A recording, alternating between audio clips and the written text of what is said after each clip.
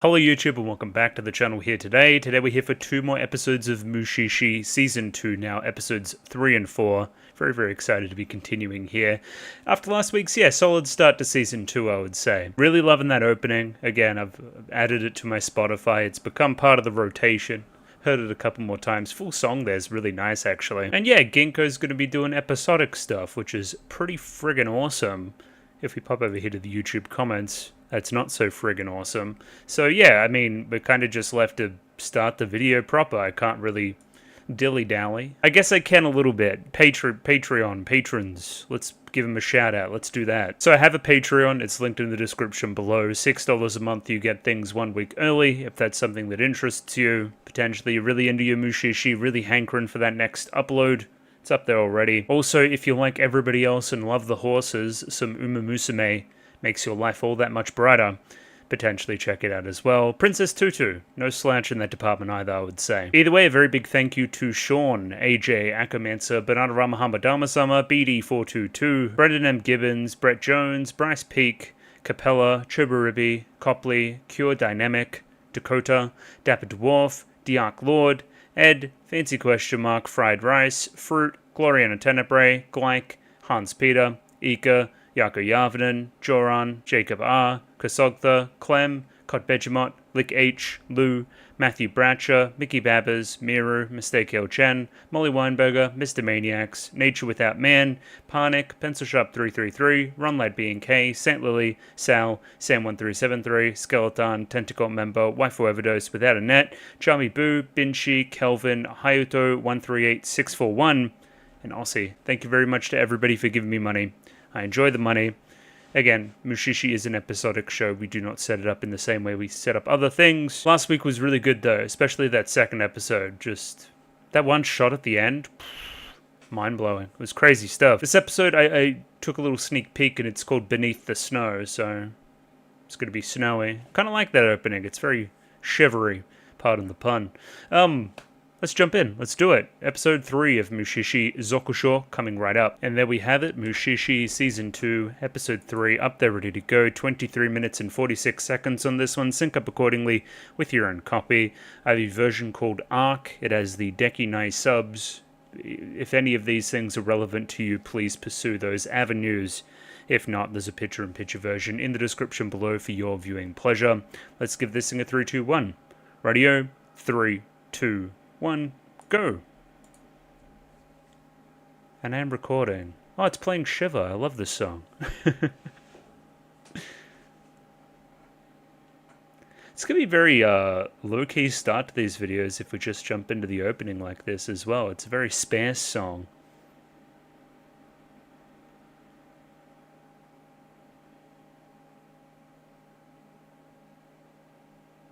If this one sticks around for a long time, this song, you're going to catch me singing at some point.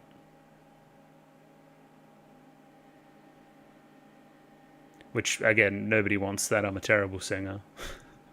I like to sing, I'm bad at it.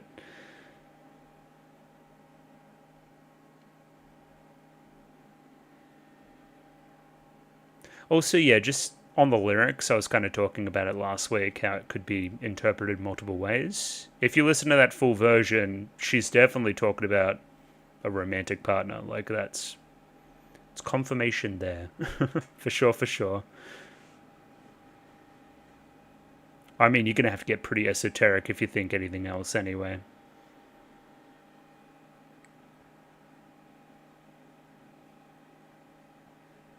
I think I say it every week. It's such a classy show. It really is. It's vibes.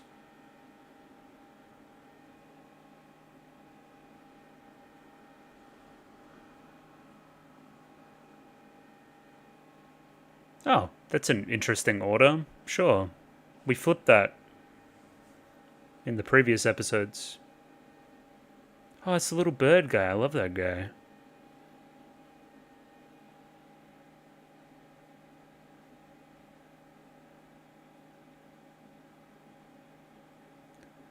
Mushy. It's the mushy.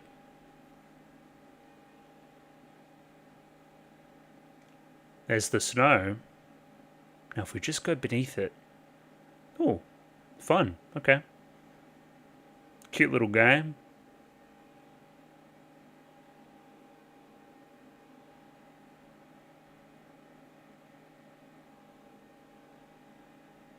Correct.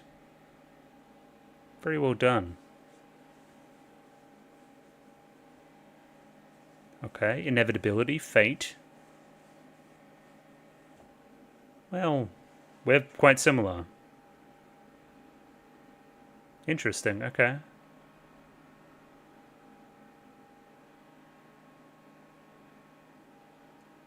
Bit later on. Seems fairly cold. It's a little bit of culture shock for me. I can probably count the times I've seen snow on like fucking one hand, maybe two. Just not a thing. Not a thing where I'm from.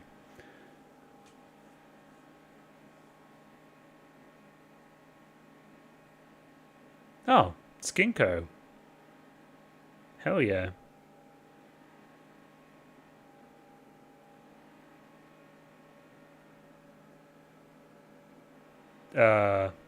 I don't think it's very well attended if that's your inn.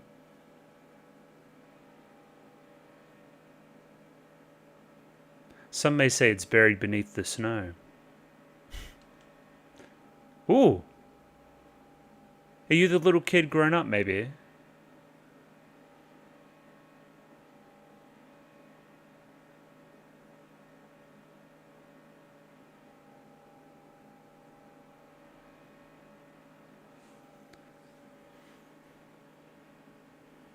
Why are you here, Ginkgo?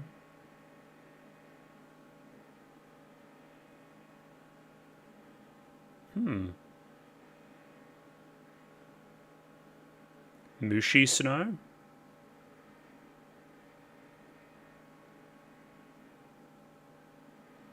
Yuki?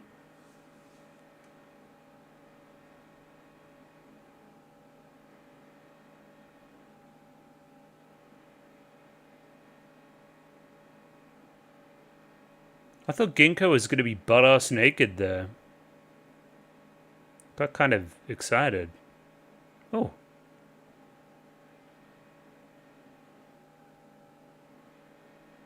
Correct.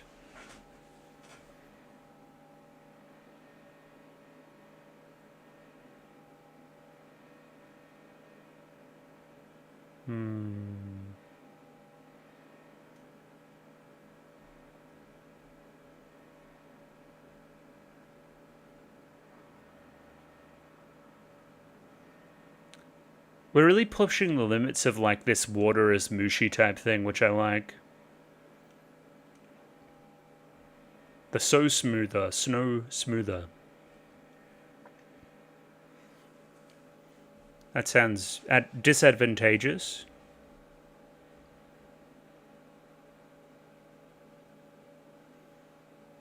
The snow roly-poly. Oh!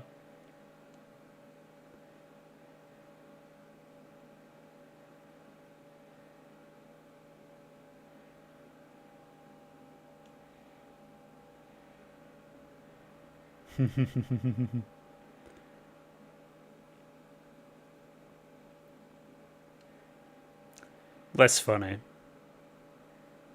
Yeah, I mean, I wouldn't want to be chased by a snowball as large as I am. What's this?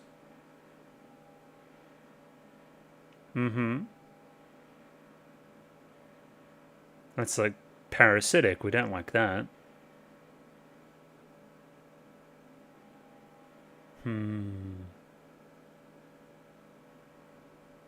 The never-ending snow mushi.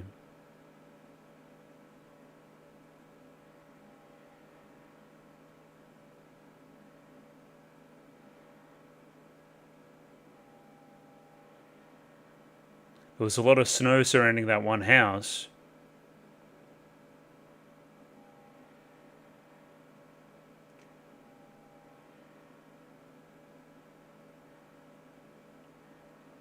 I am an astute viewer, everybody.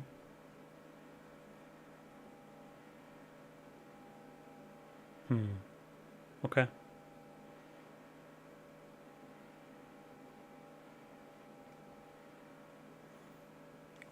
Ooh, other way around. Okay. I thought there was a little brother, honestly.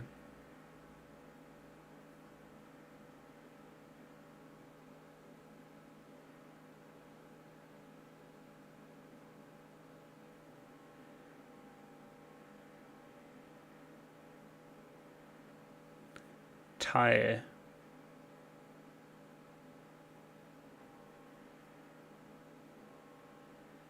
He's a pretty frosty kind of guy.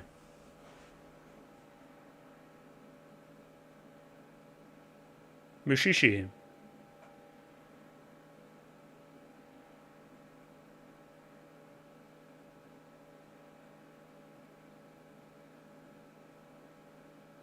Oh, okay.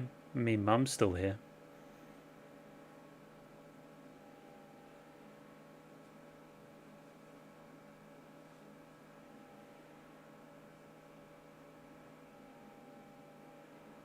Hmm.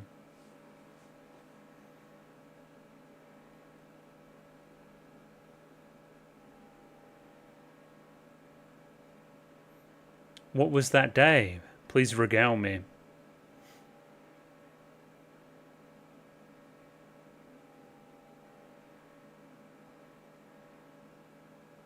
Yeah, how does one get infected? Is it just it gets on them and then it's...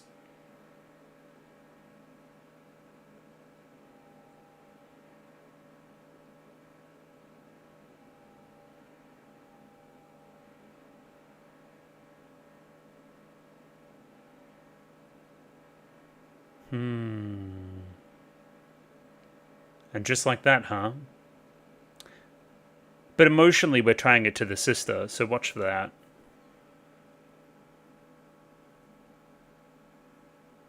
I caught more than a cold, Mum.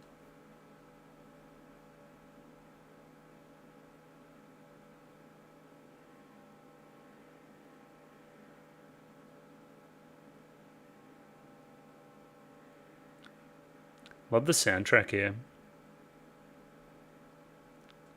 A lot of dynamic range.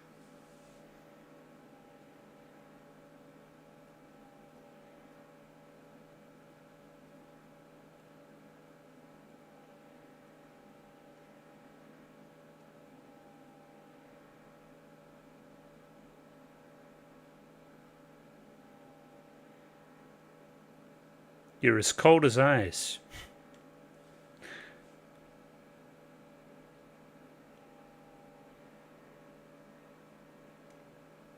Interesting. Clear separation between the body and the brain there.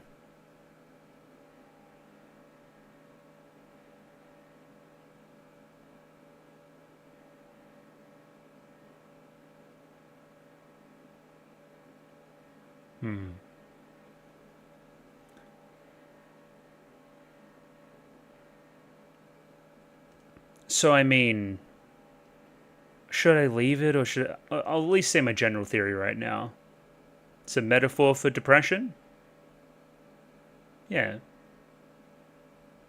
I think so, right?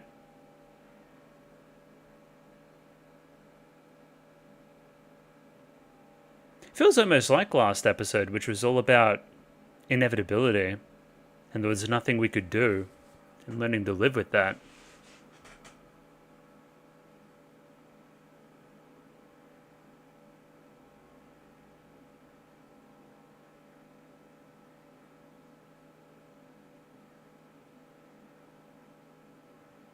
I don't know if I'd trust that guy. Can we get a wellness check on him? Are you okay? Any of that?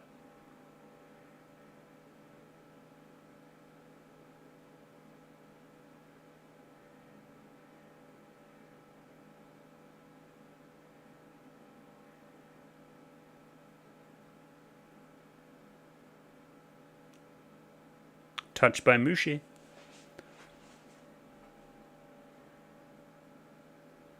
He can see him.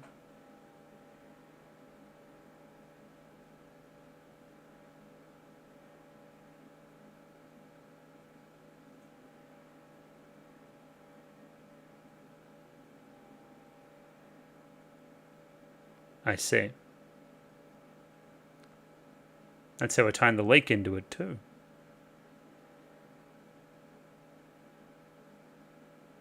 Whoa!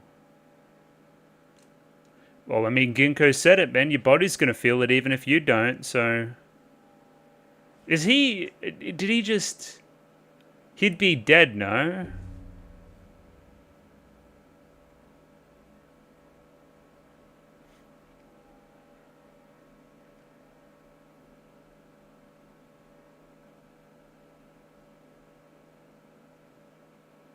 How's he doing then there?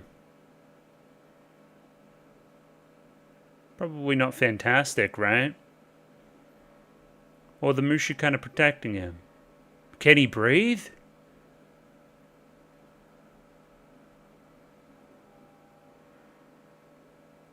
Eyes open? I want to see some movement, though.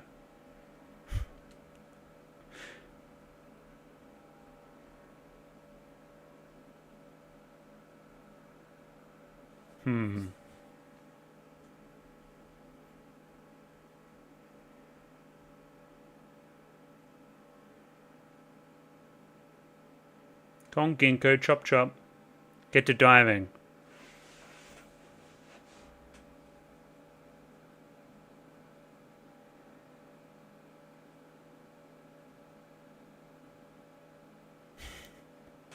Is he fucked? I think he's fucked. That's no good. Chat room, what's the moral of the story?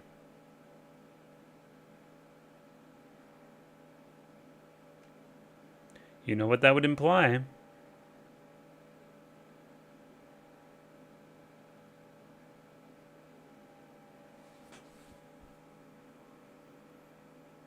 Yeah, but it's... That's not your fault, though.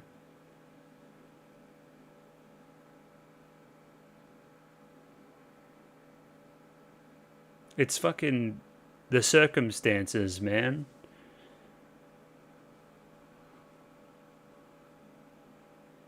Are we holding out hope? This seems hopeful. You heard the ice cracking?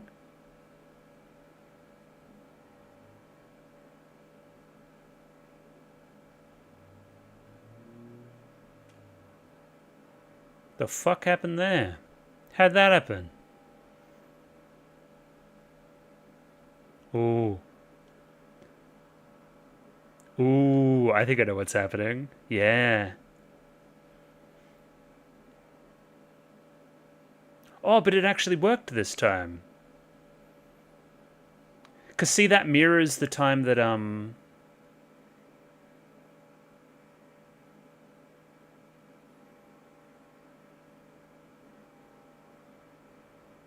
when the sister came back.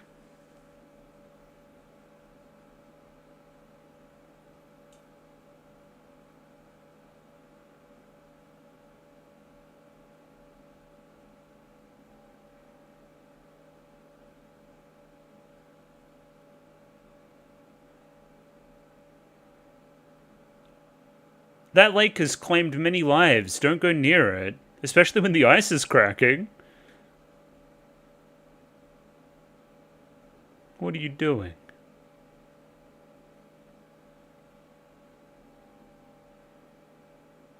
I mean, okay, that looks positive.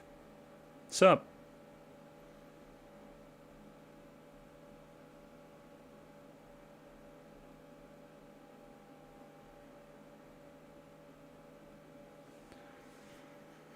Did you?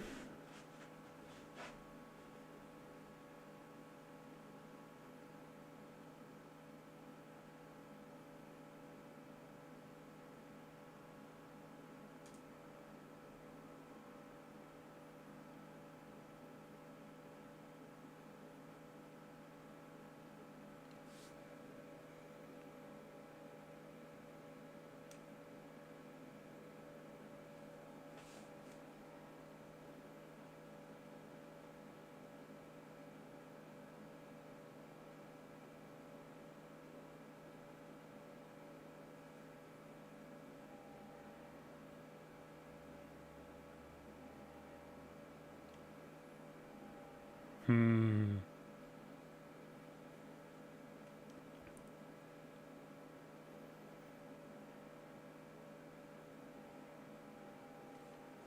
you what, this lake is trouble, man.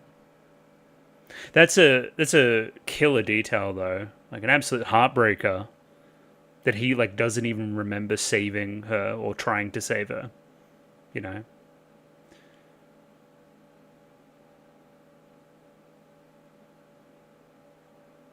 Can you get some warmth? A little bit of warmth, please.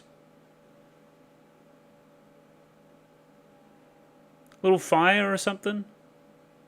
Or at least give her the mushi, maybe? See, this is cool too, because she would be like burning him almost as well. As she gets warmer, obviously.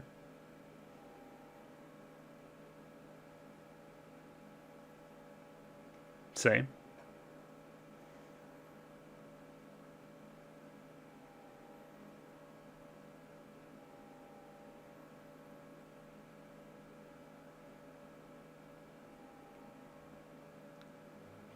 There's still time now, as potentially in the past there was not.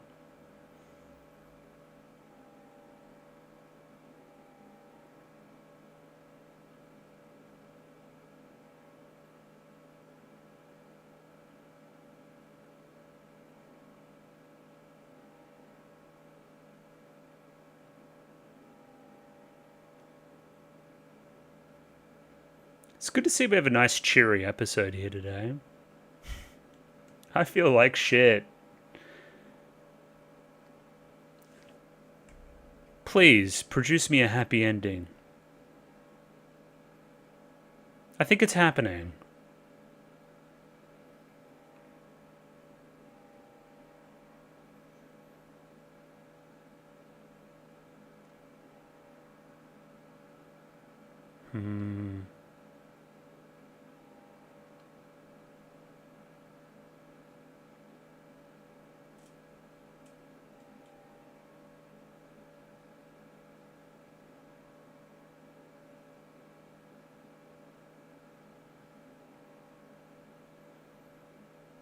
Because it was that prolonged burning on the back. Yeah.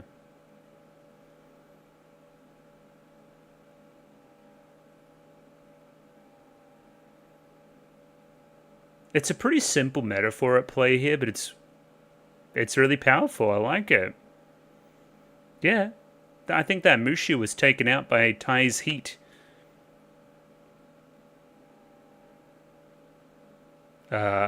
Not so.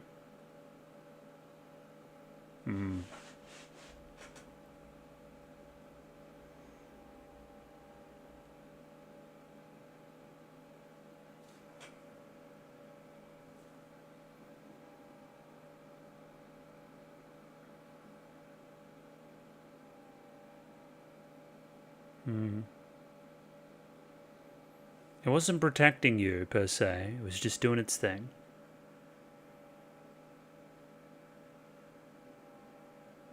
But I mean, at the end of the day, however you want to interpret that, you can, I feel.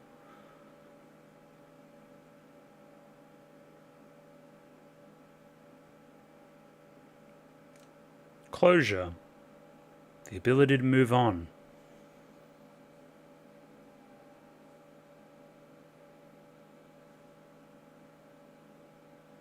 I mean, have fun, you two. Also, if it snows like this all the time, just leave, honestly.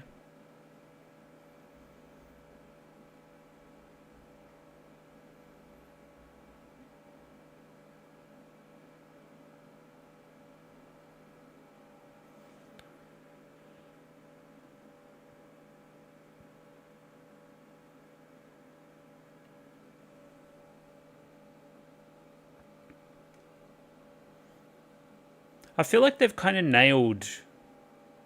I'll let him finish. Indeed. Yukin Ushita? I remember doing that last week. They've nailed a specific feeling as well. It's like that that kind of frostburn type feel. And it kind of gives it like a Mushi or Mushi-Shi universe level explanation, which I like. Like, oh, I'm getting so cold it feels like it's burning. Oh, see, that's because of this specific Mushi. When again, that's a phenomenon that I'm sure that, you know, we can relate to on some level. It's pretty cool, pretty well done. A bit of a depressing one. Obviously, again, we're using like temperature as a metaphor for care and depression and a lot of different things there. It's pretty versatile in the way we use it. Some gorgeous scenes. Really loved the stuff kind of under the ocean with the blanket of snow. Yeah, I mean, he kind of made good on saving somebody from the water. That almost like completed the stuff whereby he could move on from the sister. It was his own form of like almost ticking that box and ticking that you know, I accomplished this almost, you know. Yeah, great episode. Wonderful. Hopefully a little bit of a lighter one upcoming would be nice. We've kind of had two pretty heavy ones. We've had fucking mom died or wife died in a shark attack, and now we've had sister died in a frozen lake. I don't know, just no one dying maybe. That'd be nice. And I guess we'll find that out shortly in episode 4 of Mushi-Shi Season 2. They're ready to go. 23 minutes, 46 seconds. I don't know what I'm doing. Either way, picture-in-picture, same old version and everything. Let's give it a 3, 2, 1. Radio, 3, 2, 1, go. Yeah, you can even see it down here. You have an avant. Yeah, very cool.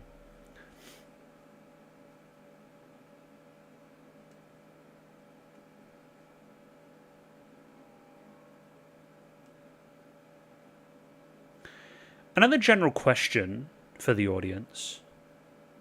I kind of noticed in some of my Googling, kind of chapter 26 or something, or 27 was one of the first episodes of season 2. My question is, are we jumping around a little bit? Like, are we adapting like earlier chapters, like in this season, than the ones that were in last season, if that makes any sense? Like, did we go back and do a couple? I don't know. I do not know. Because again, because of how episodic it is, you can kind of do that, in a way.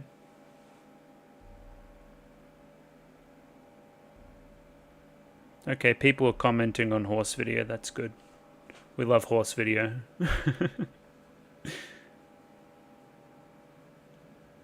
Put the damn phone away, put it down there. Don't want anything to do with that. Focus, damn it. I'm gonna like step on that later. Anyway.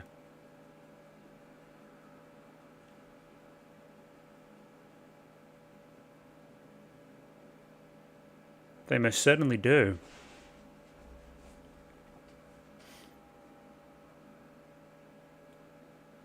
Little hair guys, little bird guys, little snowflake guys. Does that mean we're going to get one of these lantern guys or the coral guys or...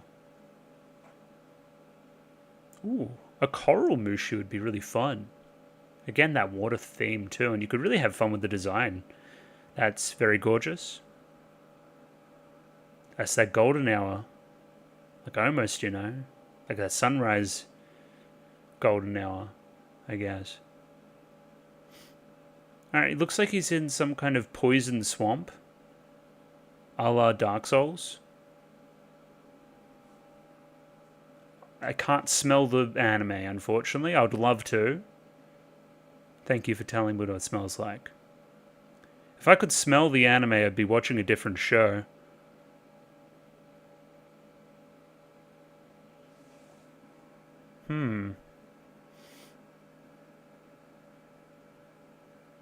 It does feel like he stumbled upon like a witch's abode or something.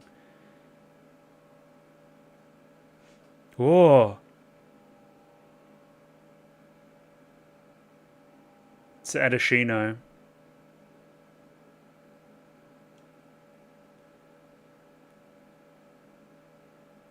Oh shit.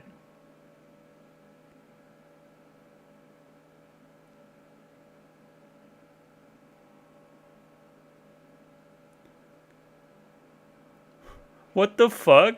There's a dark wizard in my forest? In my Mushi-Shi show? Okay, I'm in. I want to see the dark wizard some more.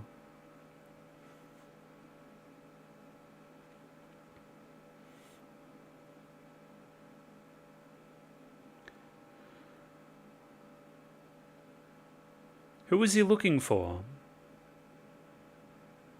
Yeah, this is fucking sick, dude. The hand that caresses the night.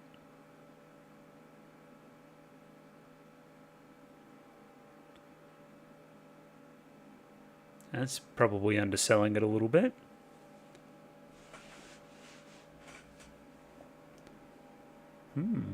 Cabbage. Rocks. Various mushrooms.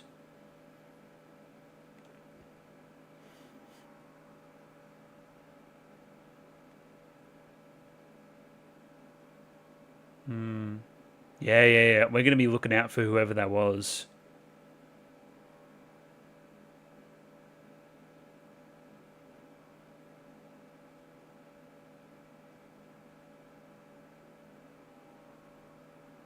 What does it smell like?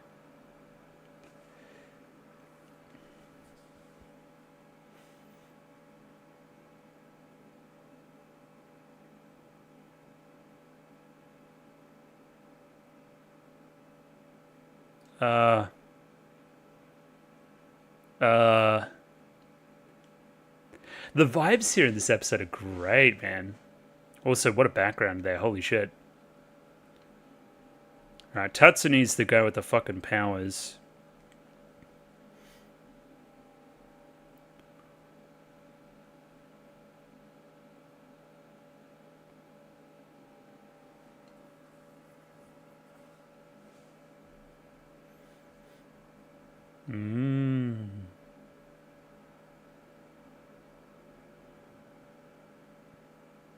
Why does he smell so sweet? It said like wine or something almost. He seems kind of chill.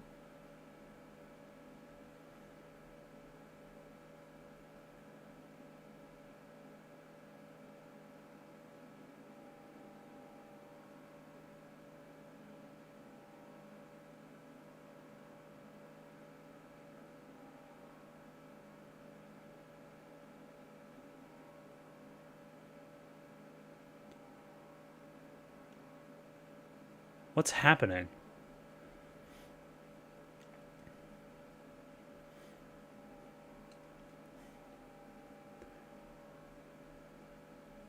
What is happening? Dude, when Mushishi gets kind of spooky, I kind of fuck with it heavy.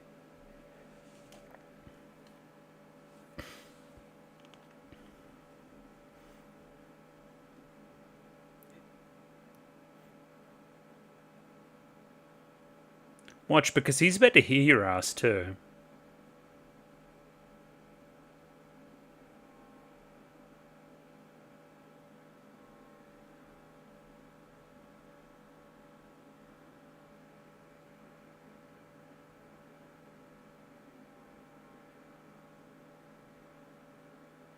What an insidious man.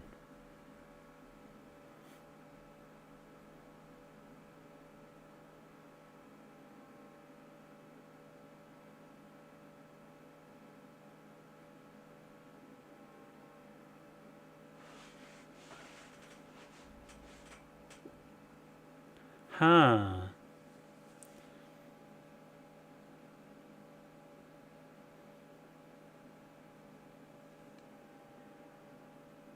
Sake of Decay.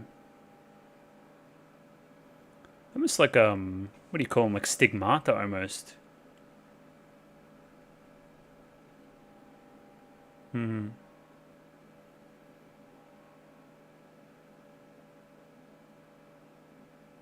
The rot.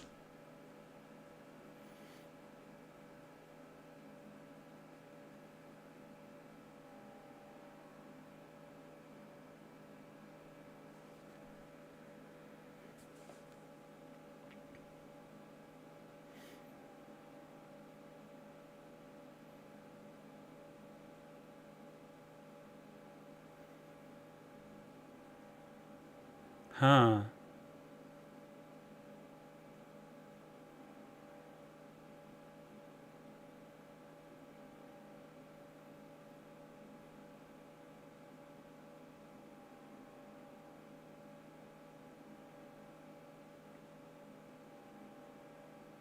Well, he doesn't seem like he doesn't think that's a bad thing.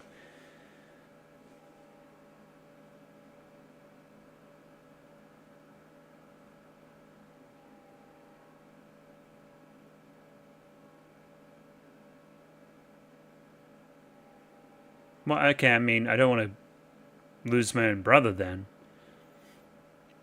Correct.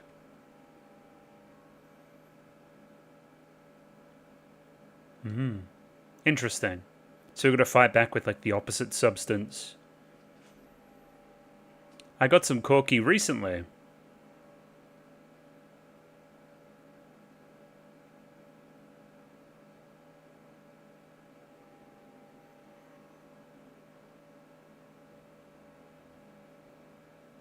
No.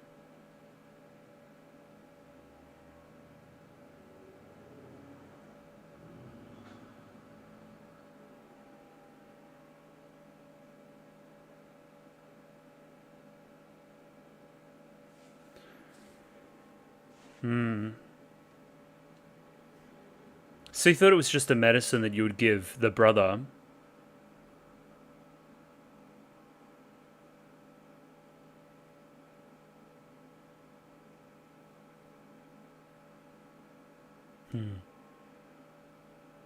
You didn't put that together?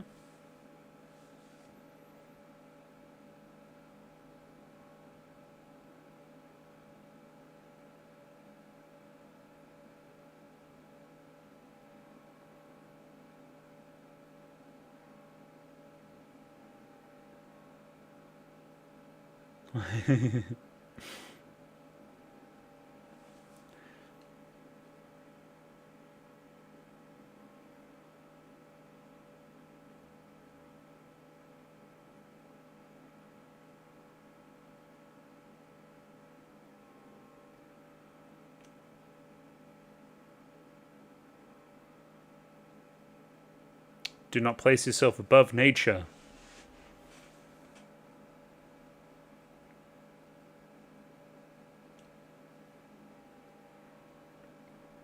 Interesting.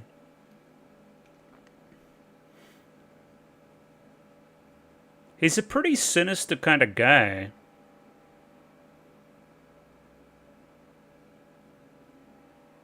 I'm not sure if he's gonna. What do you mean the old Tatsuni?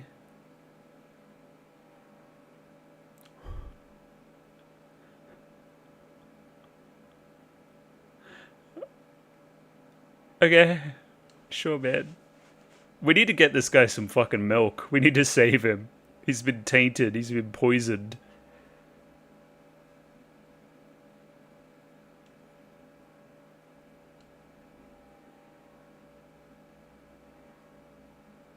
I'm like tense right now.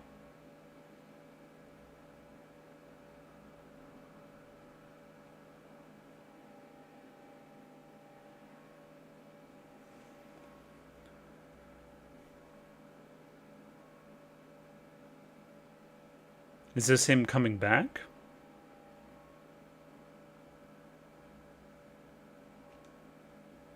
I have the juice.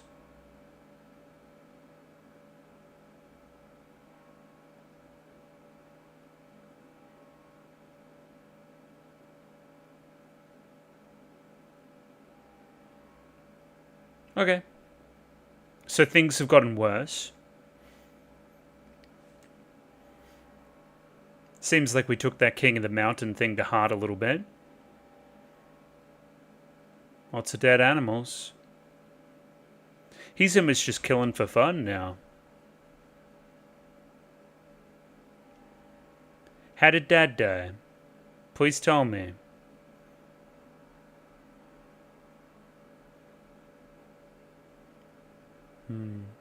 Well, I mean, it's the opposite of Corky. Corky is life. Bro, I just like killing things now.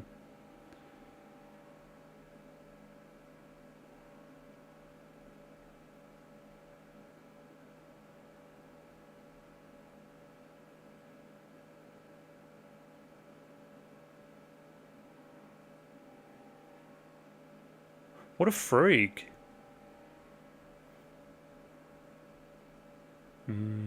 Bloodborne.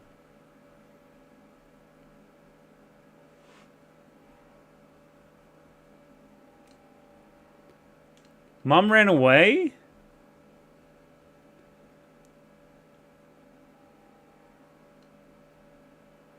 I'll use this same thing to make things better this time. I won't fall to it. Please tell me.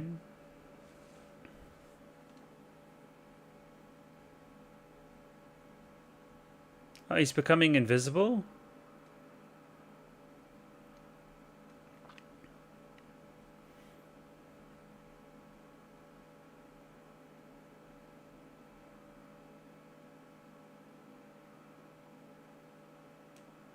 No shadow. No Kage.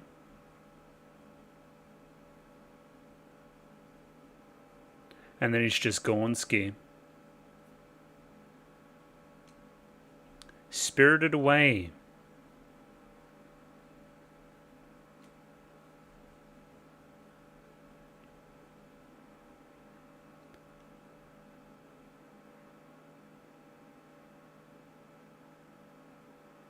Huh. So that's what's happened.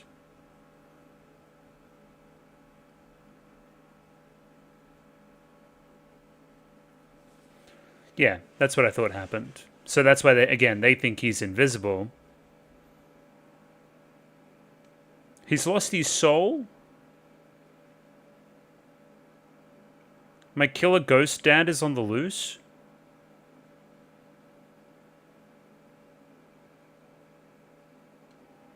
He's nearby. He may even try to hunt you now.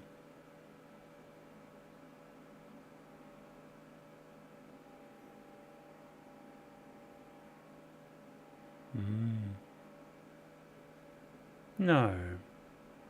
The power's intoxicating.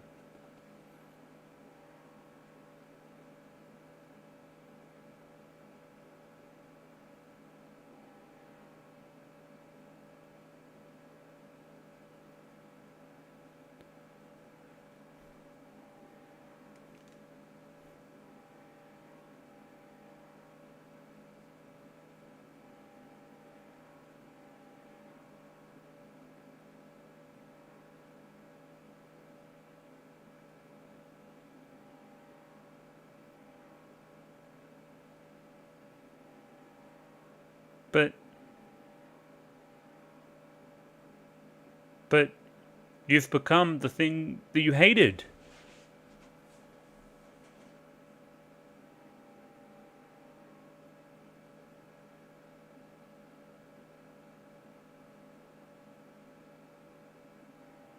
Ugh. What a creep. Okay.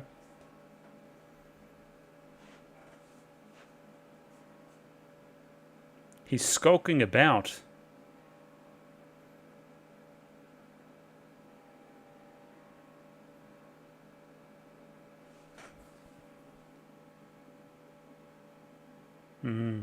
So still in there somewhere.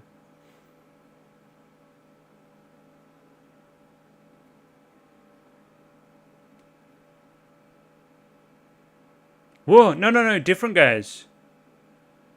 Whoa! Who are those guys?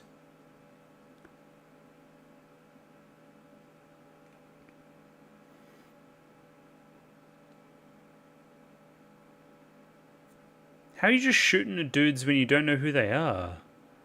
Actually, no, that actually tracks for a lot of hunters. Not smart guys all the time, not very smart.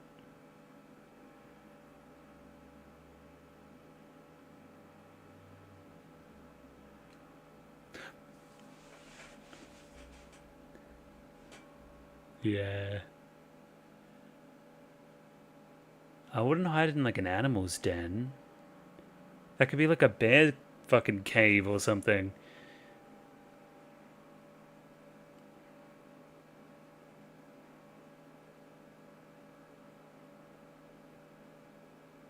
That miasma.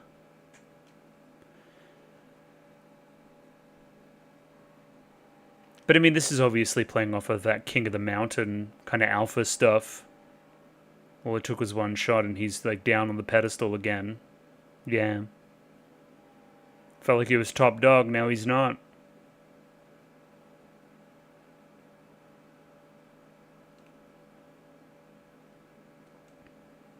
Especially as that Fuki kind of dissipates from his arm too.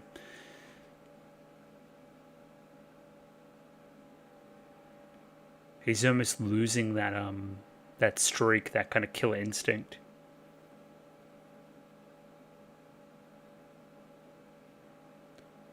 Take your corky, I hear it tastes like really good.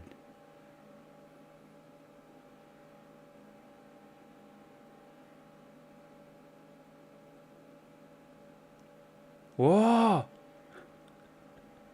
That's thumbnail material for sure.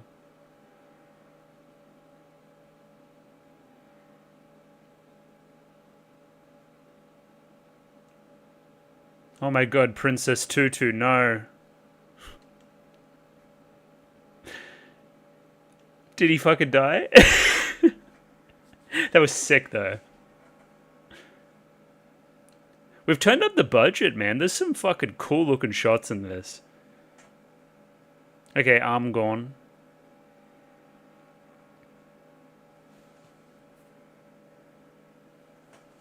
Hubris mostly.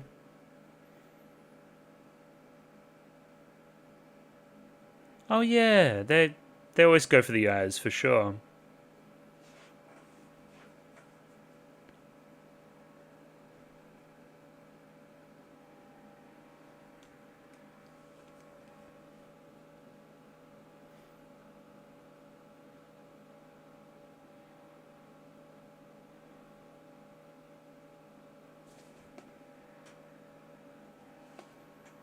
Yeah, I had my juice, man.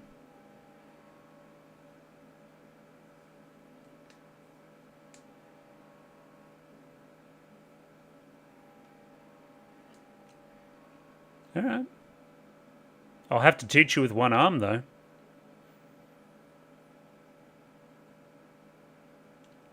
That's nice. I like that moment.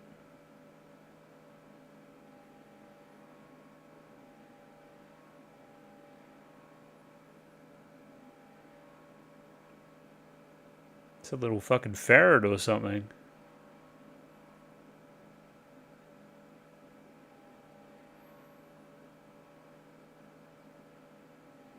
Are you afraid of the dark, chat room?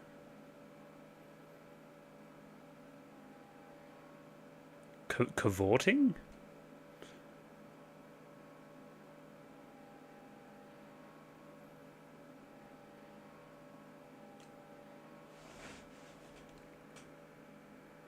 The essence of Fuki itself. Pretty cool lore episode for sure. And yeah, I do like when the show turns up the spooky factor too. Very scary. Still didn't do much in the old, you know, up in the vibe type department. It was still a pretty depressing little episode. I mean, it had a happy ending. I liked that. Felt okay. It felt almost like we mixed up the we kind of got the base of that episode with the fucking plant children, and then we mixed in a little bit of that, you know, Guardian of the Mountain, Hole in the Mountain episode from earlier too. We kind of mixed them together a little bit. Yeah, there's some really cool stuff in there for sure. I think we thread the needle well with giving him the bigger brother. We giving him like a comeuppance for his deeds, but not outright eliminating him. Of course, that mantra of Mushishi as a show of continuing to live on. Just yeah, something about the corruption element of it is it's hitting. It's good. It was an intriguing one. Thank you very much for showing me, Mushi-Shi.anime.com. How about what's next? Mirror Lake. Please look forward to Mirror Lake next week. For now, you'll see me in but a moment for some analysis. And we're back. It's a little bit later on. It's a little bit of a weird circumstance as well, because I was kind of waiting for a previous arrangement, and then, I don't know, they're late. So I'm just going to record until that happens, I guess. Just get, I guess, a start on the video, or the next part of the video, I guess. Mostly because, albeit very good, and these episodes are very good, like upper tier Mushi-Shi episodes, which is already like upper tier anime. I feel like they're both pretty explainable. They're both pretty simple at their core. Potentially the second episode here today has a little bit more depth to dive into it. I want to speak a little bit about masculinity. I feel like that's kind of a lens you can look through that episode at, but this one here is pretty cut and dry for mine. It's a, pretty bleak little metaphor about depression and failing to save somebody again, coming right off the end of episode 2 as well. Like, about similar subjects there, about, unfortunate circumstances happening and how we deal with that. Again, episode 2, where we're going a lot with the kind of isolation angle there and, shutting everybody out from yourself. In this episode, it's more of kind of a numbed state of everything, not really feeling one way or the other, failing to, I guess, experience the heat of another, the care of another, it failing to penetrate the thing that's currently occupying you. And again, probably feeling isolated because of that in your own way. I now feel like I operate on a different level to every human based on my circumstances and what I've seen, potentially even manifesting it as somewhat of a curse because of my actions, giving myself a lot of blame in the tragedy happening, and ultimately succumbing to it, falling to the bottom of the ocean and almost again being blanketed by the Mushi, quote unquote saved by the Mushi in the process, even if the Mushi is unknowingly doing so. I think that's a crucial line there from Ginkgo at the end, because he's kind of like, oh yeah, the Mushi saved me, like they kept me from dying and drowning when I was underwater. And Ginkgo is very sure to tell him that no, that is not what happened. We cannot say that you taking on this Mushi, which again is metaphorically depression, was a thing that saved you, was a good and positive and not detrimental thing that happened to you. It is bad. It is the show looking to the audience and saying that this is not a solution, even if it was a solution here. And again, that's for an episode that I said was pretty cut and dry and not all that deep. I feel like there's still quite a bit there, obviously. But yeah, more to the other episode, I do like when Mushi-Shi gets its spooky on. I think we're a good show when we're being kind of scary. There's a... what's the word about Mushi? There's a natural, almost like unforgiving, unknowing, just kind of all-consuming nature to Mushi that I feel like leans itself well into horror. For the same reason that, again, the Mushi that was the snow didn't understand you personally on your circumstances and tried to warm you up underwater and all that other kind of stuff. It's just doing its thing. Same thing here. This Mushi, this Yuki thing or whatever, it's just doing its thing, but its thing can have, like, large-scale detrimental, like, family defining impacts on people, and they're these things that we almost like know nothing about, which for the layman, obviously. Yeah, so think about the analogs in real life, and I feel like you'll get to the same position I'm in. So yeah, needless to say, impressed. But yeah, I mean, let's go back through here. Maybe I'll surprise myself with how much I have to say. I've already been yapping for quite a while. Bit of hand up time. There was a confusion with me early in the episode, which led to a little bit of me just backtracking and reconsidering some things. So I heard this little child say Nichan, and for some reason I just like clocked in my head, oh yeah, it must be a boy, it must be two brothers. Now looking at the child, very obviously, like that's like a pink dress almost. I mean, they're both in kind of robes in like yukata or whatever, but pink's generally a color you would associate with girls. We maybe got a little bit of an eyelash thing going on here. The voice is probably leaning more feminine than masculine, again, even though they're like, what, 4 or 5 probably. Either way, it's not all that crucial. I just wanted to say that, hey, Your preconceived notions were wrong. Come on now, be better. There's some choice lines here very early, which, again, now having seen the episode, I can see how they apply. One of the first things I said during the reaction was that this line here invokes destiny, and the fact that things happen and we can't really control them. Like I said, straight off the back of last episode, very similar theming stuff there with the Red Ocean and whatever else, right? It's just a thing that happens. Nobody caused it, nobody didn't prevent it or anything. It's just life, you know? Like the same way the snow can't, choose where it lands. Sometimes you just get hit with a lot of snow all at once, because that's where it just decided to land that day, you know? The snow didn't have a choice, I didn't have a choice, it's just life. It's just, that's the way it was. It was just nature, you know? From that perspective, again, the snow only falling on our main character here, whose name continues to escape me, is pretty pointed, again. Like, I feel like everything's falling down specifically on me when that isn't entirely the case. It's not really what's happening, like, because again, the snow is like detrimental things. It's not a preconceived choice of whoever is, the god or whatever, right? The higher power to make your life terrible, right? It's just I don't know. It's easier said than done from me at a faraway spot, but you need to not take it all so personally, I guess. Which is it's a tough thing to say when your sibling dies, like Jesus Christ. It's also a nice bit of setup for the snow falling specifically on the lake and down through the lake without melting into the water and onto you to kind of keep you alive underwater later on. Bit of, dramatic irony to these lines now too. I really hope the lake freezes soon.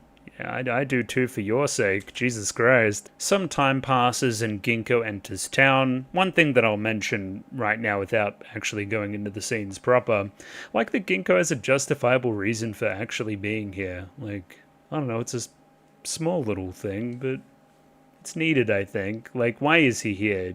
Just look at some snowflakes, investigate some Mushi. This place has a particular, I guess, propensity for it. Let's look out for it. That's enough. He's here now. He can get involved in the actual problem going on, you know? Obviously, again, your house is snowed in. That becomes a nice clue later on when we hear about this Mushi that continuously snows on one spot. There you go. Case in point. I believe your name is Tay, or some equivalent there, I think. I hope. So bad with names. I'm not even looking them up this time. I don't even care. Shut up. She's a nice presence in the episode. I feel like you need a pretty grounded character that just is there to lend a helping hand. She genuinely cares about main character boy as well. She's nice. She stands out among characters that kind of do tend to blend together sometimes. Especially, again, we're like 30 episodes in now. Like, character designs are just... We could have done a lot more there. They're pretty... all very similar. I don't know. Maybe we're trying to say something there about, the everyman nature of these stories or something, but I don't know. It's wearing a little thin now. We have a little bit of a rogues gallery of Mushi here that we roll through. I think that's a pretty smart decision, just to, flesh out the world, a little bit of world building. Again, these guys don't need to impact things right here in the plot in this episode for them to be worthy of mention. It makes it feel a little bit more natural when we do mention the ones that actually are plot relevant. It's like, oh yeah, it felt like we were naturally actually going through genuinely interesting sounding Mushi that would interest a layman. Like, look at this little snowball fucker. Like, this scene itself is funny enough and novel enough that we don't need to integrate it with everything else in some kind of overt, almost like trite way at that point. I feel like we strike the balance well there. This was a fun one to watch in that little opening section we have as well. Like Nui is speaking and narrating.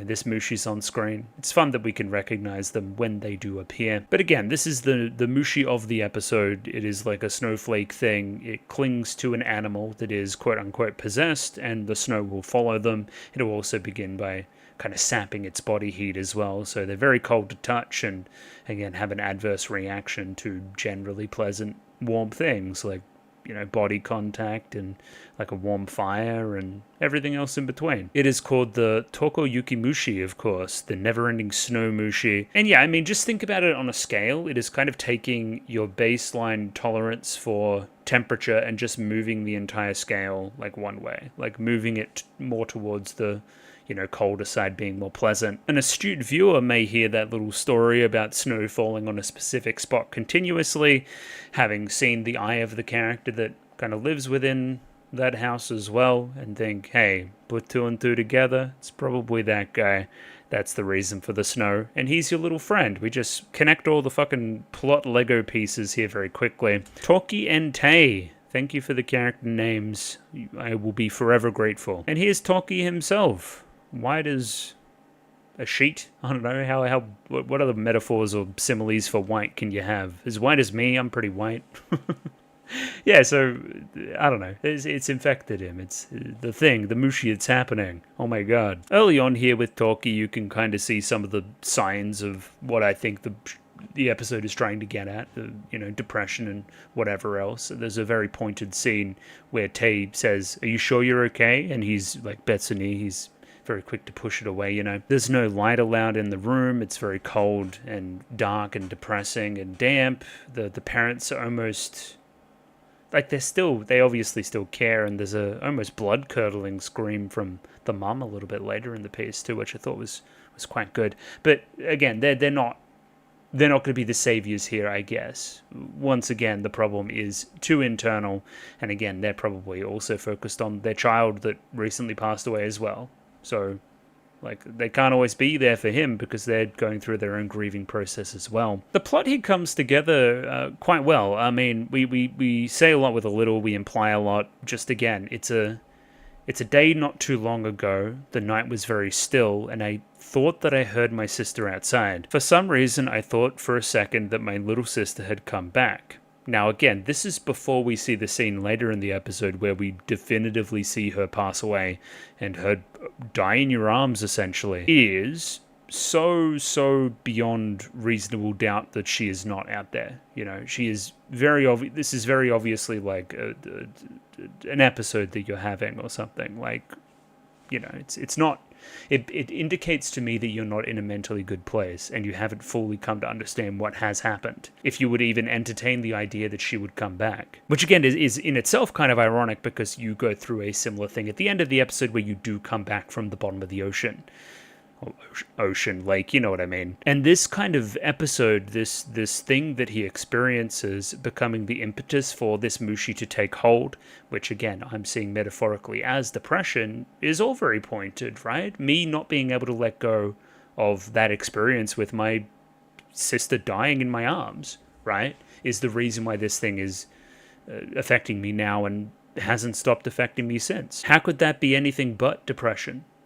How could there be any other interpretation to that? From there, I'm then seeing the heat as the opposite, right? If we're associating the cold of this Mushi with depression, then, the light and the heat here must be like care. There's a reason why there's a very pronounced scene during the climax where it's all about body-on-body human touch. How else does one show care besides, arm around you, hugging you, telling you it's all going to be okay, maybe a bit of a head rub or something. That stuff now hurts him, read into that, it's worth thinking about a little bit, and how he's mentally feeling about the whole thing. Soundtrack there's awesome too, as we realize the Mushi is taking hold. Just again, the increase in the volume of it and the increase in the almost intensity of the percussion, a very sparse piece there. I feel like that was really well done as well. Continuously Toki here, he continues to deny, which again, people that are experiencing that emotion do tend to sometimes deny how they're really feeling. Coming from a bit of a real place here, a little bit. Tend to tell people it's all just going to be okay a little bit. And it's not. And again, Ginkgo kind of notices that. He notices it from the scientific perspective, right? Where I can clearly see that you're going to be frostbitten at some point if this was to continue. It is going to physically hurt you if you keep doing it this way. Where Tei is a little bit more the emotional connection, considering the familiarity. Where again, she's like, I know you're not being yourself. Are you okay? Very quick to push away. Forget it. I don't need the attention. I'm fine with the things the way they are. Let me just go off in isolation by myself, all alone out here to the middle of the lake. I mean, I don't want to be too overt with it because it is a really touchy subject and I don't want to bring the vibe down too much, but that's clearly what we're getting at, right? Like, that's pretty deep. It's pretty deep for a Mushi-Shi episode even, man. Like, I don't know. There's probably a reason that outside of a few things that I can think of on the channel, like Takapi, and there's probably some more there, I don't tend to do things that are all that way. All the way that way, I guess. All the way super duper deep. I don't know. I don't feel comfortable enough talking about it. I really don't. It's, yeah. I don't know. It's probably something I have to think about myself and how I should approach that situation. It really is an interesting one. It's a full, like, can of worms, man. Ooh, this is heartbreaking too. Just a small line here. Ginkgo says, oh, it stopped snowing. Like, the second that he left, it stopped snowing on him. I feel like this is almost giving, like, oh, he's almost, like, given up. If it stopped snowing, then that means that he's found a solution. And we know in the episode that he hasn't found the correct solution yet. He hasn't done any processing about it.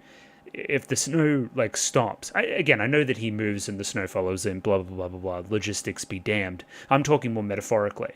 If the snow is stopping falling on this house, it means that he is now out of the house. It means that he has gone to somewhere else. It may be this momentary lapse in the depression that, yeah, for certain reasons, you know, people tend to get a little bit happier the closer they are to making such decisions as well, you know. And just, yeah, I mean, turning it up to 11 here, you have Tai right here on the side of the lake bed, right? Talking to him as he goes out to the middle, saying that it's dangerous, that he needs to look after himself, but probably not even emphasizing it enough and not even realizing what he's doing until it's too late, you know. Him out on the middle of the lake as well, experiencing this memory at this time too. Upon seeing the snow, like, falling through the surface of the lake and kind of pooling at the bottom of it. I don't know, it starts in the episode as a piece of almost, like, wisdom, right? And a piece of wisdom that he himself backtracks on by this midpoint, right? It's like, oh, I guess I didn't know as much as I thought I did. Paired with, again, me looking back at my sister who literally is about to slip through the ice and fall and freeze to death, essentially. Like, maybe, again, I didn't know too much about that either. I thought that we were safe here, but ultimately weren't. My preconceived notions were, like, proven wrong.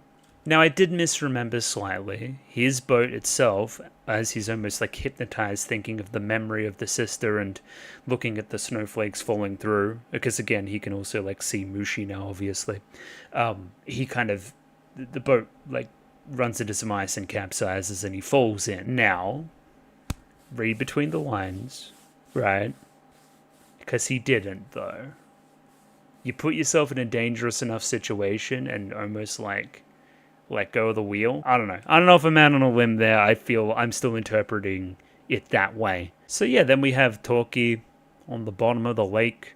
Snow just falling on him, piling up. He's not cognizant the entire time. He's essentially, like, asleep, I guess you would say. Now, again, how do we justify this with him being able to breathe and blah, blah, blah? Let's just say he's with his brethren right now. Again, the Mushi in this case is somewhat parasitic. There's a reason why they all kind of clump together and stay together and stuff. In a way, this process, weirdly enough, keeps him alive and keeps him almost at rest at the bottom of the lake bed and able to come back. I like the panic on Tae here. I feel like that's well done. Like, she immediately fears the worst and is proven correct, you know. This is a scream from the mum. It's a very, very small part for a character that ultimately isn't in it all that much. But, like, think about what she's going through too. She's lost one of her children. One of her children has died in another one of her children's arms. The child after that point has clearly not been themselves, and now they're missing at the bottom of the same lake as well. Like, point being, the circumstances called for a performance of this, like, gravity, and the VA lived up to it. I feel like this is a really, really small bit part that just nailed a particular line. And along with along with this episode's particular themings, kind of matching negative emotions with colder weather, again, the lake itself freezes over, almost trapping Toki within. No more snows landing on him. It seems that, again, he's just gone now. There's no way we can get him back. Very notably, under the ground, too, he's been buried in a bunch of snow. Yeah, again, I don't need to spell it out. I'm sure you guys are on the same wavelength as me. And again, all it does is just amp up the devastation for Tay. Like, she feels like she's in the same spot as Talkie was for his sister, right? Where, again, I was in a situation where somebody in front of me was clearly in trouble, and I didn't do the right things at the right time enough to save them. Like, I feel shit. I feel shit because of that, and I'm thinking about all the what ifs, you know? Which again makes that ending as well feel so cathartic, because, like, he comes out and Talkie saves her. He finally gets that redemption as well, saving somebody from, you know, she clearly would have been way worse off frostbite-wise if she was to stay out there. I, like, essentially saved her life. Got up and almost like went through that pain to get her back and get her back safe, you know? Like, I saw somebody in front of me that needed saving, and I was able to accomplish that goal. So sometimes it's just that, you know? Pretty crazy old set of circumstances, though. I guess there's slightly warmer weather on the horizon, even though, again, we're going further and further into winter, I believe. But the ice starts to crack a little bit, and he's able to, I guess, wake up from that sound and find his way back to the surface. And what even causes them to go out there and look for Talkie? I guess it's just mother's intuition as it stands right now. No, I guess there's a knock. Hang on. I believe there's a knock, and that's what wakes you up. Which is fun, because it's almost like the cracking of the ice was the knocking for Talkie, and then him knocking on your doors, it does the same thing. It wakes you up as well. I do think it's a pretty significant sequence as well, because, like, it mirrors how Talkie was in the wake of his sister's death as well, where he was almost delusional to the point of going outside and trying to check on somebody. You kind of see the husband there trying to pull the mother back and be like, no, don't go out there and check. You may succumb to that same thing that happened to Talkie, you know? Which, again, considering the mother's circumstances, would be completely fair, 100%. But, hey, you know, Talkie's actually here. The magic of Mushi, I guess. Now, this is probably where I get a little bit critical on the episode. It feels like we write a lot of this backwards, if that makes any sense. We figure out a dynamite idea. Admittedly, it is dynamite, which is the whole Talkie saves Tay type thing and brings her back in from the snow, and there's a lot of body contact there. Again, we'll go through it in a second when it happens, but how are we going to get that to happen naturally? Okay, have Talkie show up, Mum tell Tay that he's back, but also he's out there and we need to go looking for him, and that gives an opportunity for Tay to get lost, whereby Talkie then finds her, and then they have that scene. Just a little bit cumbersome, a little bit. I don't know how else you do it and get to that dynamite scene. So maybe it is worth it to do that to get there. But it lacks elegance, I feel. Just a touch. It's okay, though. It's a pretty nitpicky little criticism. Tay does find Talkie, of course, and they have a little conversation here. It seems that Talkie's still pretty out of it, honestly. Maybe Sachi's just asleep at the bottom of the lake like I was. If I was able to, again, fall to the bottom and be down there for days, or at least a day, then maybe she's still down there too and still hasn't woken up yet. Maybe I still need to go down there and wake her up. What this scene is meaning to say is that he's still not over it. He hasn't had his kind of cathartic moment of, like, letting go and processing it completely and all that other kind of stuff. If anything, he was only in isolation and just kind of sleeping it off. He wasn't doing anything else different metaphorically from staying within his own, you know, dark, lightless house, you know. Lovely moment here for Tay, though. She senses the opportunity that she missed the first time. Again, when he was going out from the shore onto the boat out to the middle of the lake, I missed my opportunity to really, really stress to him that he needs to get a grip and get over this. Your sister died. She died in your arms. You can't keep thinking like this, that she is going to come back. It is tough love, but I care about you and you're hurting yourself in this process. Kind of, you know, we care about you. A little bit of warmth in the cold, you know. Just a little bit of that helping hand. Another lens for the cold and heat thing here as well. As Tay says, Sachi, who is the little sister there, she grew colder and colder in your arms, and then she died.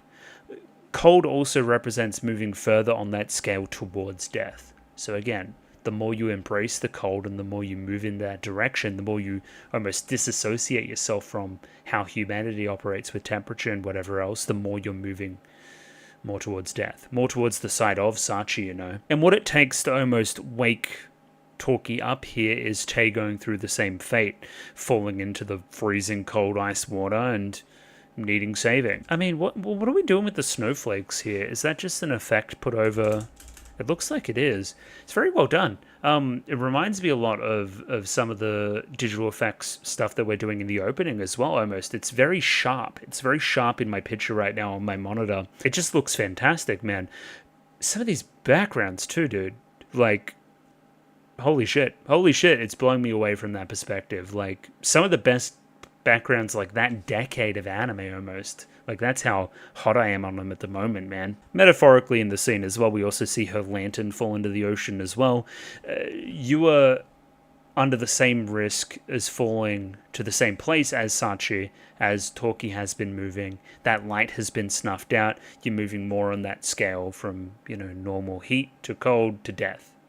And seeing somebody that he is fond of, a family friend, potentially something more, succumb to the same thing. It almost like snaps him out of it. He's like, no, I have to lock in or she will die as well. It is this redemptive moment, in my view, for what happened before. I really like his voice acting too, obviously very one-note and very much like quick to push people away as well. Very just, no, I'm fine, I'm okay. Just that kind of monotonous, kind of monotone kind of thing going on. We do break out of that performance a little bit by the end of the episode too, showing that again it was a reflection of how he was feeling. And again, I've spoken about this a little bit already.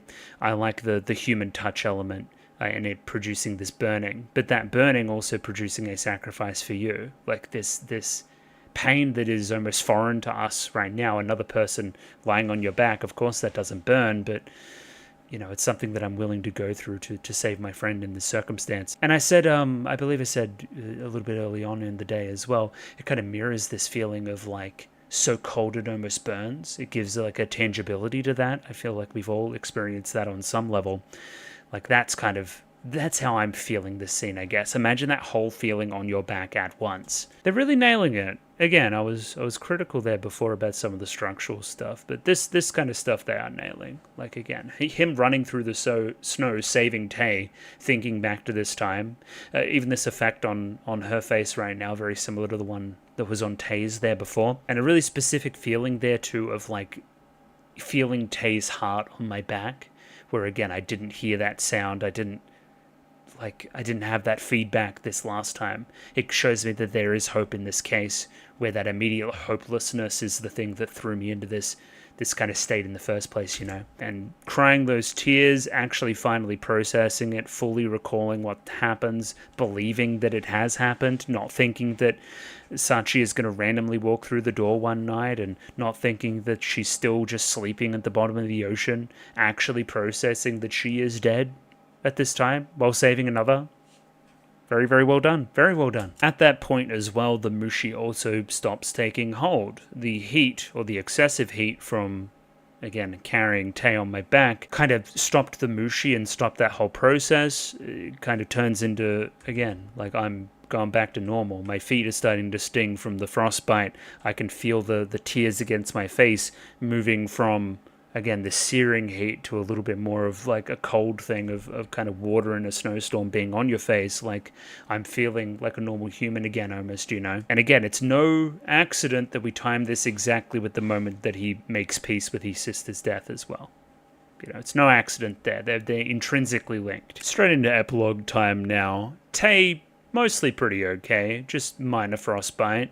Still not ideal, obviously, but compared to the frostbite that Toki ends up with, it's not all that bad. He's losing digits out here, man. Losing fingers, losing toes. And once again, the show's, I guess, major message, as I'm going to continue to say, keep living on despite. So again, I went through a dark period in my life. I really did. It was basically an attempt on the lake there,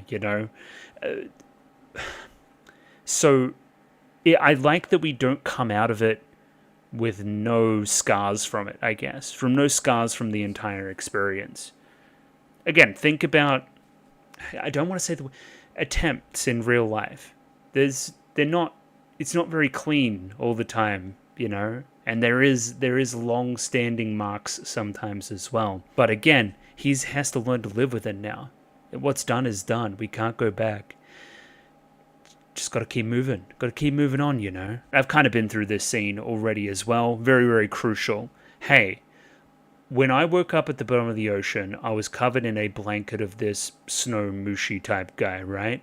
They saved me. There must be, you know, they were the reason that I didn't die. And thinking that that whole experience was quite beautiful, almost like ethereal. I'm almost seeing him here, almost at that precipice from like Mushi to man. Like, a little bit, you know, almost passing to that other side. And yeah, Ginkgo very quick here to say that it wasn't beautiful. It wasn't a dream. It really happened. Don't do it again. Don't rely on that feeling again to get you through any of this stuff. And again, almost looking to the audience right now, don't do this. Don't do this. Don't think that this is okay.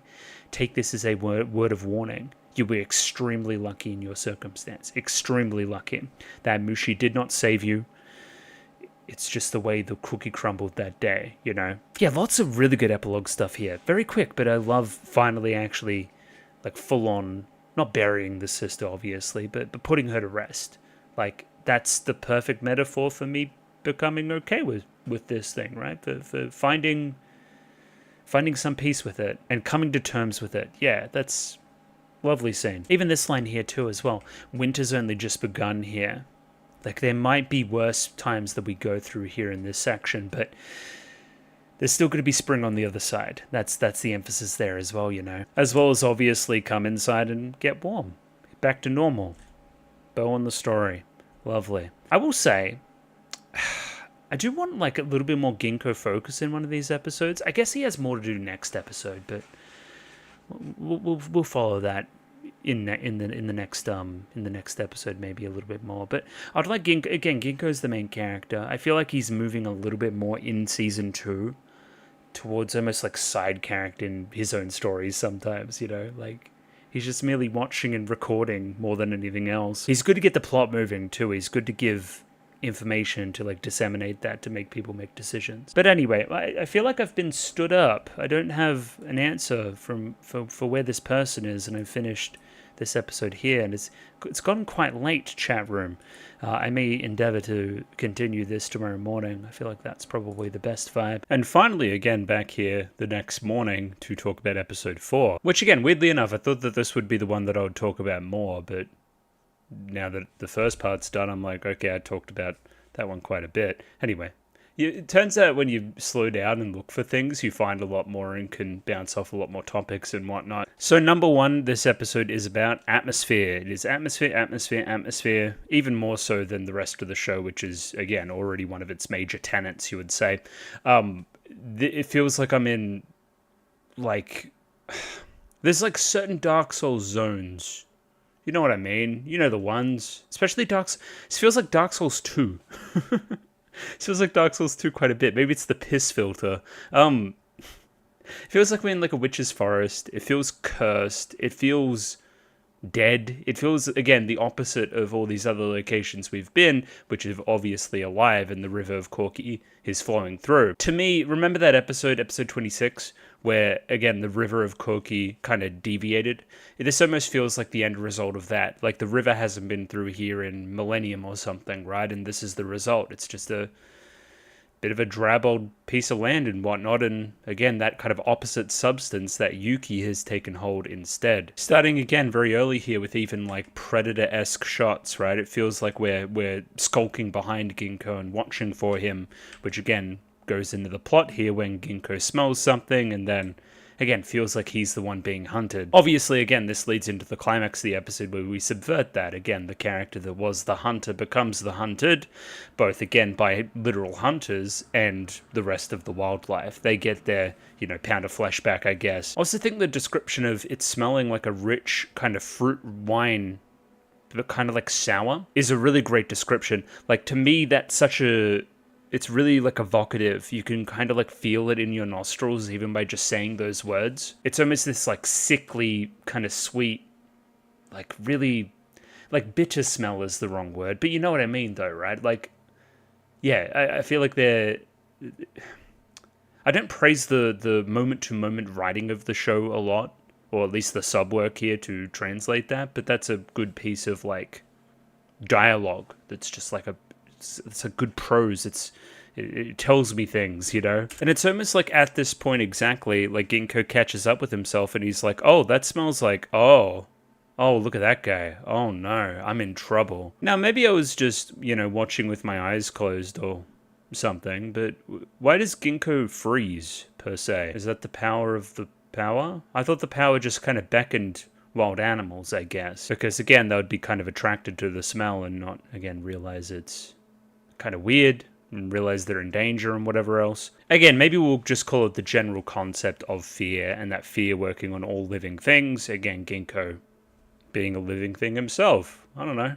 That works. Ginkgo just kind of does whatever on this show too, man. He just like... He's walking through the forest at night to get somewhere, and then he's like, oh, I just kind of want a snack. And then he goes to the markets and buys something. Again, in kind of stark contrast to last episode where there is a justifiable reason for Ginkgo being where he is and going to that snow town to investigate the snow or whatever else.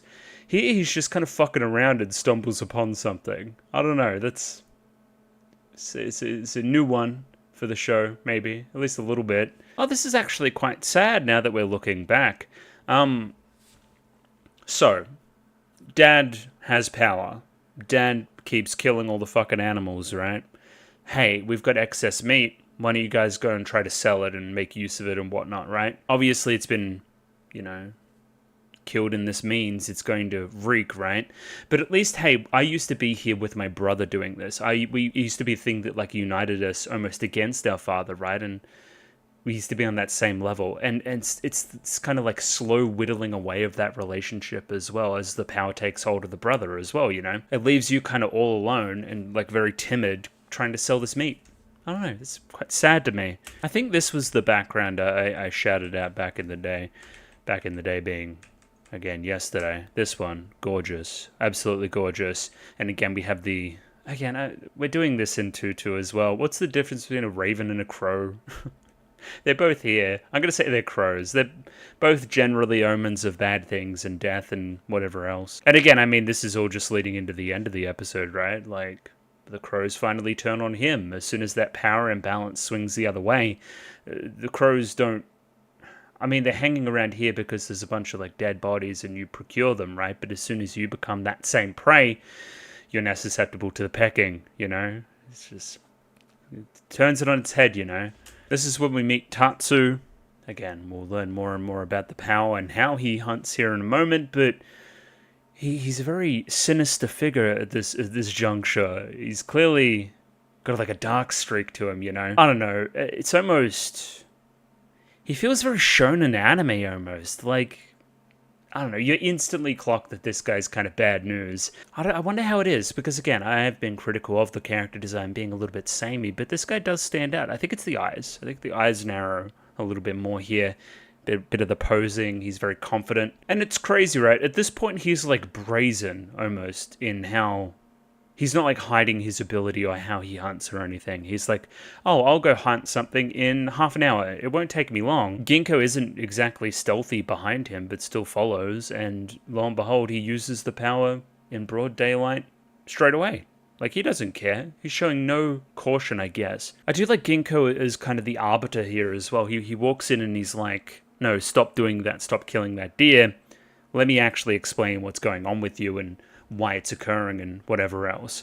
First, Ginkgo confirms by learning that, hey, it does run in the family. Okay, it's exactly what I think it is. Let's now tell them. You have an eye on your palm. That mark is proof that you're tainted by Fuki, the sake of decay. It's interesting coming off of episode 1 as well, because again, we're making a lot of associations between Corki and sake, right, in that episode, right? And now we see that a further decayed form of, like, Corki, called Fuki, also smells of sake as well. So, like, that's all very contiguous and cool to me, I think. Another little metaphor we use, which I think is really cool as well, is that it's kind of like muddy groundwater. So think about how Corki is being represented. It's this river, ever-flowing, fresh water, giver of life, all this other stuff. Again, what if that river stopped? What if it turned into, like, puddles here and there and trickled and... you know, a bunch of groundwater, picked up a lot of dirt and dust and toxicity and stuff, then yeah, it wouldn't be as clean, it wouldn't have that flow, it would essentially be dead. It'd be cursed to sit wherever it has for as long as possible and form into something else that is detrimental. Again, that just makes sense. So much stuff in this show just like, oh, yep, makes sense. Perfect. So Fuki itself is not sentient. It is much like Corky. It is just a Mushi doing its thing, or Mushi juice. I don't know what you want to call it. More so, hey, a person or a small number of people can control Fuki, right? And that's when it gains its sentience, and it gives the kind of user an ability. It helps them create a sweet scent which lures and intoxicates prey. Fuki is then passed down through the host's bloodline for generations. Just so much cool. Every line has like a cool like reveal or decision in the writing of this ability. So because of the nature of it, right, and that it takes so much, and it's hereditary, right, certain people in the family like love it and can use it, and it's all well and good and great and stuff. But certain other people have an aversion to it, and it makes them get sicker and sicker. We mentioned grandma, and the little brother here has the same illness that the grandma did, right? Lots of coughing up of blood and whatever else. This ability that takes life so very much and decays it and brings forth death and disease and whatever else, it's actively hurting the people around me. And again, when we get into the father stuff and I talk a little bit about masculinity, potentially toxic masculinity, this makes a lot of sense, right? I feel like the way I'm moving right now and the ability that I have and the way I'm using it is actively hurting my brother. The ability that my dad had was actively hurting us. It's a cycle there. Yes. Wonderful. Wonderful, wonderful, wonderful. This is a great moment too. Like, Ginkgo just assumes that the father's already dead because he knows what happens to somebody that abuses this ability of Fuki to the nth degree. They will disappear. They will get spirited away at some point and just move on. It's very interesting because Tatsu at this juncture, he's caught kind of in between.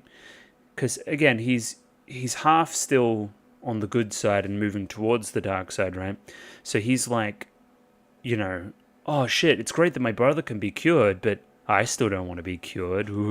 I'm evil. Like that kind of stuff. I don't know. Yeah, so he needs to ingest some Corky at some point if he wants to fix whatever's wrong with him. And again, it kind of tying into the masculinity thing as well as this like scale between man and beast that we're doing as well. There's a particular line here, wild beasts are more active at night. Again, I'm almost seeing myself in the food chain there, in the kind of predator-prey dynamic going on. Like, I see myself participating in that ecosystem more than me standing above it as a human. Again, there's a little bit of regression there from man to beast as he continues to use this power. And again, historically, that movement away from being a man to being beast is associated with, you know, civility and ethics and morality and a lot of things like that. Right? If you kill with impunity, you kind of are more beast than man. Just another lens to see this episode through, which I quite enjoy. Him moving more towards being just a hunter out there, you know? And not a hunter like I'm hunting animals, like a hunter like I'm a predator, I'm looking for prey type dude, you know? Almost just killing for the hell of it too, not even killing to survive. Again, the moonlight on the mountain is enough for me to see as well. I'm almost like developing this night vision and this familiarity with the location. But then Ginkgo turns, he's very serious. Do you see yourself as the king of the mountain or something? There's a reason why the hunter shoots him later on, thinking that he was a beast as well. There's something really interesting there too, you know? Interesting. A small moment here too, he like grips a fist as he's talking to Ginkgo. Again, like, Ginkgo's kind of calling him out and standing on business, and he almost like doesn't like that a lot, and he's like secretly quite aggressive and once again, just very testy, you know? That's what it feels like. Like, oh, you're telling me what to do? Nobody tells me what to do. I'm the king of the mountain, you know? Like, wanted to almost get into a fight with him. Like, I could take you at any time. And then this moment to end the scene as well. Like, hey, what are you talking about? I'm the same Tatsumi as always. Reaching out to give his brother a head pat with the very thing that he uses to kill all these animals, you know, the same ability. It's blurring the line between loving brother and this thing that I've become, you know. I worry that at some point I could become prey to him as well. If he continues using this ability as well, like, I'm going to keep getting more and more sick, you know? I just kind of want my brother back, and this doesn't feel right at the moment, you know? Very quiet sequence here right in the middle after we cut away. Ginkgo's going to return in about a month's time, and we just get shots of various animals just living their life out in the forest. And again, we throw Tatsumi in there as well, right? He's just like part of the system now, you know? Specifically, again, feeding, all these different animals feeding and how they hunt and how they gather, you know, sustenance. Like, it's become such a violent and, like, I don't know, primordial place almost, this mountain now. Like, it's just like dog eat dog out there, you know? We have the brother here pleading with Ginkgo to go look for Tatsu. He's really not acting like himself. He needs to take this medicine now. And we almost like follow this trail of corpses to go find him and try to administer the medicine, you know? And there's that line, right? Since Dad died, Tatsumi started to become more like him, inhabiting literally the same traits that Dad used to have that led to his death. And for me, maybe there's something, maybe I'm projecting too much, but like, there's something about the lack of father as well in their lives now, which is causing Tatsumi to need to act like this in almost protection, right? That's what he feels like he has to do, you know? Blindsided by the way that it's hurting the people around him and damaging the ecosystem and not even leading to them being prosperous considering the taint on the meat, you know? Like, fighting and being so aggressive and feeling like you have to do all this stuff for the wrong reasons, you know? Before falling like so much more into like the id of it all as well and just like relishing the killing, you know? Like, crazy stuff. Yeah, very, very strong, very focused episode for sure. It definitely is the eyes too, because now we see a younger Tatsu. The eyes are quite different, less obviously pointy, and Dad's kind of got the evil eyes going on, you know, a little bit more just mischievous, you know. Why does Dad do this? Dad likes the hunt itself, becoming increasingly intoxicated with it, and living in fear too. Dad may turn around one day and use this ability on us. That's how he keeps us in line, you know? That's no way to be a parent. Not at all. Not at all. And there's that line too. If ever you think we're in danger, we'll run away like Mom did. Right? Why did Mom feel like she had to run away? Mom ran away. I don't know, man. I don't know. Tatsu making the declaration there that he would always protect his little brother as well, something that he's not following through on now, having been more and more overcome by this ability. So again, I know the Mushi-Shi reason why he is becoming more and more intangible. He's using a Mushi-esque ability and overusing it to the point where he's transitioning from one side of reality to the other. He's become incorporeal now. He's probably still on the mountain in some respect, and you know, he's just a different guy now. He's moved on.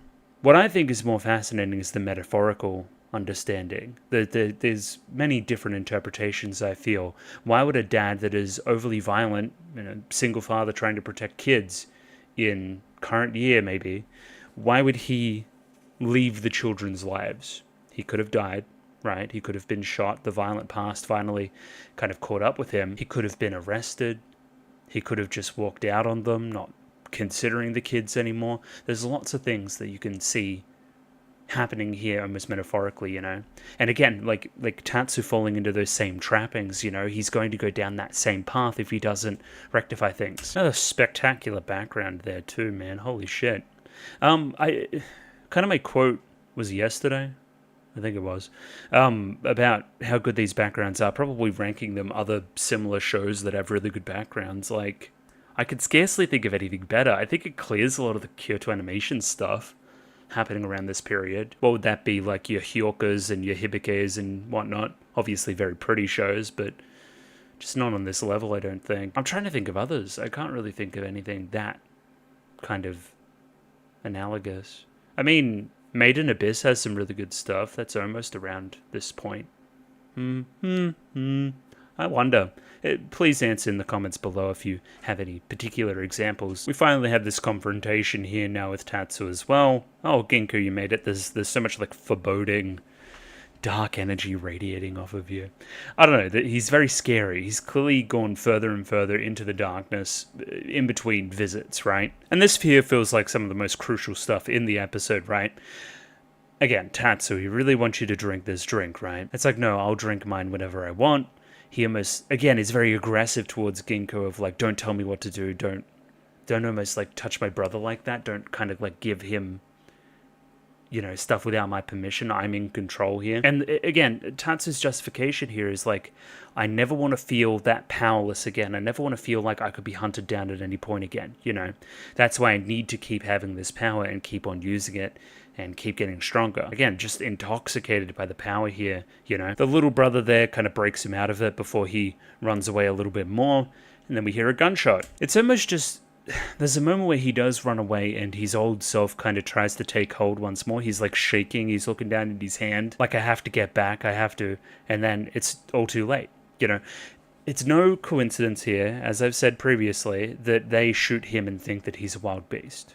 Like, that's almost like the aura that he's giving off here during this night, you know, and that's what they're shooting at, you know? Oh, it's even the same guy from the shop there before. Yo, okay, crazy. So they shot him, he's fallen down the cliff, and there's Fuki literally dripping off of his arm. This, like, essence of death, you know? And finally, he's on the back foot. No longer the bravado, no longer, you know, anything else there. He's like, oh, I'm vulnerable right now. Anything out here could get me at any point, you know? It's also this Fuki leaking out of him as well, and him, like, it losing that hold and him losing that overconfidence because of it as well. Like, the shoe is firmly on the other foot now, and he feels almost exactly like, you know, his little brother was there before, you know, just like afraid more than anything. And all these other kind of beasts that he killed across the journey too, just afraid.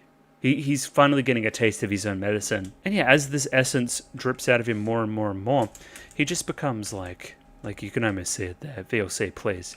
Like, these eyes just, like, twitching all over the place. Like, here. Like, look at the eye go, man. Just terrified. The night has never felt this long, and the darkness has never been this terrifying. And if I say Bloodborne, what do you say? I think it's kind of like Bloodborne. It's Bloodborne-esque. Really is just an impressive episode atmospherically, man. Holy shit. Anyway, they find Tatsu. He comes out here, and it seems like everything's going to be okay. But that doesn't stop the birds. And again, almost like this guardian-esque figure of this land taking their revenge. You know, and he gets his just desserts as well a little bit. Like, he deserves it. He was kind of being a cockhead. But I mean, I hate birds. I find birds fucking terrifying, so... Don't like any of that. Yeah, I mean, just sick. That's sick. I don't know what you want me to tell you, you know? That's awesome. And for me, I mean, they make some justification here behind, like, okay, the birds attacked me because of, you know, the eye and the blood, and the eye disappeared, and so they weren't fearful, so they then just feasted on the kind of essence that you were leaking out, or whatever the fuck. I'm less interested in that. That's just like... Okay, sure, that's a reason. I'm more interested in, again, the meaning of it, the metaphor, you know. I just see it as the forest taking its revenge. That's my view. Or again, maybe a representation of how close you were flying to the sun in all of this. Again, you are baiting these things with a literal essence inside of you, right? What happens if they gain the upper hand, you know? It's like trying to bait a wild animal with, like, your fingers. You're gonna get a finger bitten off one day. You're just gonna. And yeah, it feels like in all of this, maybe Tatsu forgot what it's all for. Brother's feeling better, feeling more confident about going out on hunts in the future, and you give him like a genuine hand pat now instead of, again, using that eye hand, using that Fuki tainted hand and scaring him. It's a little bit more loving now. It's nice. I don't know. And I guess we have a little epilogue here with Ginkgo kind of talking about how Fuki's kind of dangerous. If Fuki's like inhabiting things, then, you know, they're kind of really scary, kind of predator type guys. If there was a potential king of the mountain, it would just look like that. If we were to leave this untreated for any longer, it could have been really quite terrible, really bad. And yeah, I mean, that's the end of episode 4. For sure, for sure. This video felt like a marathon, man. All the stopping and starting and everything else. It's crazy. Anyway, you'll see me next week. Episodes are really, really damn good again. Like, the show's just... It's hitting its stride. I feel like these episodes of the season have had more meaning packed into them. It feels like an improvement over season 1 in my view. It really does. These are high-tier Mushi-Shi episodes for sure. But yeah, like the video, Patreon, subscribe, all that other kind of stuff. You'll see me later. Goodbye. Ciao.